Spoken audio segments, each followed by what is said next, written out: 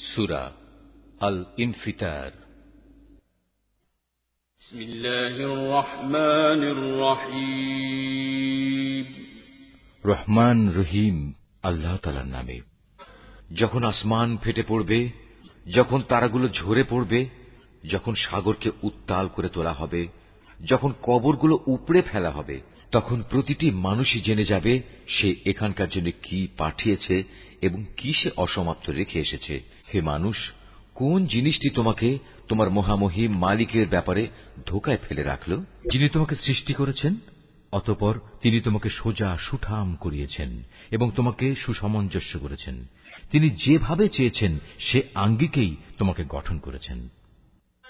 না একই তোমরা শেষ বিচারের দিনটিকে অস্বীকার করছ, অথচ তোমাদের উপর পাহারাদার নিযুক্ত করা আছে। এরা হচ্ছেন সম্মানিত লেখক, যারা জানে তোমরা যা কিছু করছ। নিঃসন্দেহে নেক লোকেরা সেদিন আল্লাহর অসীম নিয়ামতে পরমানন্দে থাকবে, আর পাপী তাপীরা অবশ্যই থাকবে জাহান্নামে। শেষ বিচারের দিন তারা সবই ঠিকমতো সেখানে পৌঁছে যাবে। সেখান থেকে তারা আর কোনো দিনই নিষ্কৃতি পাবে না। তুমি কি জানো শেষ বিচারের দিনটি কি? হ্যাঁ, সত্যিই যদি তোমরা সে দিনটির কথা জানতে, যেদিন কোনো মানুষই একজন আরেকজনের কাজে আসবে না, আর সেদিন ফয়সালার সব ক্ষমতা থাকবে একমাত্র আল্লাহ তাআলার হাতে।